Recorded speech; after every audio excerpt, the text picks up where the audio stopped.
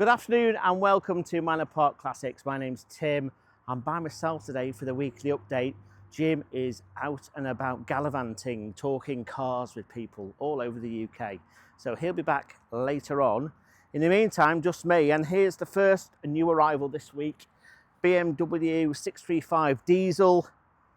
6-cylinder diesel, of course, in this one. This is the individual trim spec, so it's white with the white leather interior. It's done just over 130,000 miles, which is nothing for that engine. MOT through to February next year. Guided at maybe £6,000–7,000, something like that. Huge amount of car for the money, huge amount of performance for the money as well. Then we're on to this one, talking about huge amounts for the money. Well, this is a 500 SL, very nice. It's got the turbine style alloys. It's got the correct Pirelli tyres on it as well. That one's done about 90,000 miles. It's on a 53 reg in silver with the grey interior. Lots of history with this one, lots of bills for money spent over the years. It's a really, really nice car, that one. Again, similar money for this one as for the BMW. That's my little Honda, so that's not for sale. That's our van. That's not for sale either. That's Pickle's car, that's not for sale. However, this one is. So this one is available next auction, 20th of July. Bentley Continental GT Coupe. Personalised registration on this one. This is in the black with the black and magnolia hide interior. The Mulliner spec alloys. Very, very nice car, that. That's been through our hands before. 90,000 miles, MOT through to next year as well on that one. Guided somewhere around 12, 13, 14,000 pounds, something like that. Again, like the Mercedes and the BMW, a huge amount of car for the money, loads of performance. That was 150, 160,000 pound when it was new. So it's staggering to me that you can get a car of this quality for what is these days not a huge amount of money. Okay, onto this little beauty here. So this is a 309 GTI, as you see. Obviously it's in the red. Now this one's with a twist. So it's got the M16 engine fitted to this one. So it's not the original engine. It's done about 160,000 miles, which some may say, well, that's a little bit toppy, but it's been looked after. You can tell it's been looked after. It's had a full repaint in this red. It's got the correct alloys on it. It drives very nicely as well. I took this one out before just for a little spin. Very, very nice. 8,500 to 9,500 pounds, that one. So keep an eye on that one. Here's something a little bit different. So this is a Mercedes Ponton. It's a 220S. You probably spot by the registration number. If you can just home in on that one for me, Charlotte. This one's from Australia. So it's in very good condition for the age. Obviously, it needs a little bit of tidying, but it looks pretty solid to me. It's a right-hand drive, guided at somewhere between 5,000 and 6,000 pounds, that one. And then on to another Mercedes here. So this is an SL 350. It's in black with the magnolia hide. I should point out on this car, there is a little bit of a question mark regarding the mileage. So have a look at our website for more details on that one. But that is a very nice car, drives nicely as well. That's been through our hands before. And that's a 10 reg. Guide on that one is somewhere in the region of 7,000 or 8,000 pounds, I would think, something like that. We told you about the yellow Rolls Royce last week, so let's have a look over here and see what else we've got. Okay, so next on the block is an XR2i. Now we've already got one XR2i in white already in the sale. This is a second one. This one's on the alloys. I love these. I had one of these in the day. This one's covered just under 50,000 miles. We've got an MOT through to next year. It presents really well. If you have a look round here, where these Fiestas go around the rear quarter, that looks in pretty good nick to me there. So that is a nice little car, that one. That is guided at somewhere around the 6,000–7,000 pound mark. So have a look at that one if you're interested. And then onto this little cutie in baby blue Well, isn't that gorgeous? That's a mid-60s Fiat 500. It's the F model. So have a look over here. So obviously, I would say, given the condition, this has had paint. It's had an interior retrim as well. It's showing 26,000 kilometers on the clock. So have a look at the website for more details on that one. Between £6,000 and £7,000 we'll buy that, we reckon. That is one cute little car, and it drives lovely as well. Onto another car as well that drives lovely. What about this? This is a Mercedes 320 W124 convertible. Wow, this really is a beautiful car. In this beautiful metallic green with the champagne leather inside. You've got the walnut inlay if Charlotte can just come over here and have a look at all that wood in there. You've got a nice wooden winch steering wheel as well. This has done 112,000 miles, but you know what? These W129s, they just go on forever. And with this being the 320 petrol as well, I mean, that engine is a beauty. Again, this car comes with lots of history. There's loads more details on the website about this one as well. The guide on this one, let's just have a little cheeky look on this one. You're probably looking at between £11,000 and £13,000 for this one. Alloys are in really nice condition as well. It's got the Sportline suspension, which is important as well, because that just firms things up a little bit. Just makes it a little bit more of a sporty drive. But that is a glorious, glorious car. Really like that one. As is this one. Now, oh gosh, it's been a while since I've seen one of these. So this is an Austin A40 convertible. It's got a column change. It's in this lovely pastel green colour. It's a mid-1950s car, 1953 I think. Interesting registration number. Oozes style, and it's rare as well. And I think this will probably fetch between £10,000 and £12,000, which isn't a huge amount for a whole load of style. Nice, that one. And then onto one of my favourites of the auction. Don't forget, all available to buy 20th of July. Look at this. When was the last time you saw one of these? MG Metro Mark 1. Okay, so this is a 1275. It's the non-turbocharged version, 1983. It's covered 50,000 miles from new. It's had a full hit. So the present vendor has spent, he reckons, in excess of £10,000 on this car. It's available to buy at our auction at somewhere between £6,000 and £7,000. And it's absolutely beautiful. What I will do for you is, if Charlotte can go around and show you the bodywork, in the meantime, I will open up the bonnet. And you can have a look at the detailing which has been gone on with the engine.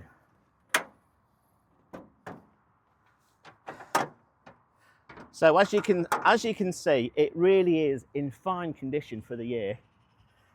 New, old stock stickers on the decals on the side. Alloys have been refurbished, new centre badges, new tyres, and have a look. Feast your eyes on that. Now that to me looks brand spanking new. It really is a credit to the existing owner. He's even gone to the trouble of putting these chrome nuts on here on the wings as well, stainless nuts here and on the slam panel as well. So it really is a beauty. This car comes with paperwork, it comes with history, and it's showing, like I say, 50,000 miles on the clock. It really is a super little car. And if I can just get that shut. No, we'll leave that till later. Okay, so on to the next. We have a genuine factory Rover Mini Cooper Sport. So this is in Tahiti blue. So again, the existing owner with this car has really taken the time and trouble and effort to present it in such a way that it's got to be sold. It's going to be sold because it's such a beautiful little Mini. It is a genuine Cooper Sport. It's got the correct interior. He's also had it painted. So when he bought it, the car was white. It's now back to what he believes is the original factory Tahiti blue colour. You've got the sports pack arches. Those wheels are a little bit wider than the genuine sports pack alloys, but those come with the car as well. So if you want to put it back to factory, then you can do. 47,000 miles on that one. You can buy this for somewhere 12, 13, 14,000 pounds. If you go around this car, if you look at all the typical mini areas for rot, so, well, every area really, front wings, A-panels, doors, rear quarters, boot, round the windscreen surrounds, the roof corners, it's all excellent. So it looks superb, it drives superbly. You've got the twin exhaust there as well, which is a nice little touch. That exhaust sounds fantastic. And like I say, 12, 13, 14,000 pounds, something like that. Nice little car, that one. This one's got an MOT on it until, let's just check that one. I think the MOT on that one is next year, as is with the Metro as well. So just coming back to the Metro for one moment, even though that car's over 40 years old, so it's tax exempt and MOT exempt, you've still got a 12-month ticket on that one. So, on to the next. So, look at this. So, my uncle had one of these in the day, and I think that was probably the last time I saw it, or saw one. Especially in this condition, it looks absolutely superb. I'm guessing it's had lots of money spent on it. It's an R-Edge, it's a 1977 Citroen G Special. It's a GS. If Charlotte just wants to pan round, that is a smashing looking car. Obviously being cherished, it's been loved. You're probably looking to buy that one at somewhere between £6,000 and £8,000. Very, very nice. If I just open the door as well for Charlotte, you can have a look at the interior. So the interior presents just as nicely as the exterior.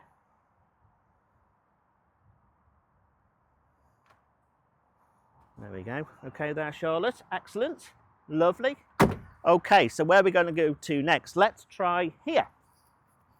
So it's another little Fiat 500. This is a 500L. It's in this, I think they call this Positano yellow. I used to have one of these. When I bought mine, it was a bit of a project, and I spent many, many millions of pounds having it done up to this standard, actually. So paintwork, great. Interior is simple, but all the better for it. What a sweet little car. Again, it's a left hooker like the other Fiat 500. This one's showing 14,000 kilometers on the clock. It's a 1971, I think, this one. White banded wheels as well, tyres. So it's on a J. Let's have a little look at the old engine compartment in there. So for more details about that one, have a look at the website. Onto this one. So this is obviously a TR4. Mid-60s, I would say early to mid-60s, TR4 on the wires. This is a left hooker. It's American import. It needs a bit of tidying, if I'm honest, but it starts, runs and drives fine. But overall, it's not too bad. Not too bad at all, considering the age. It presents very nicely, actually. Rough guide on that one is about 10 grand. So, yeah, the car itself is quite nice. It's chrome work's not too bad.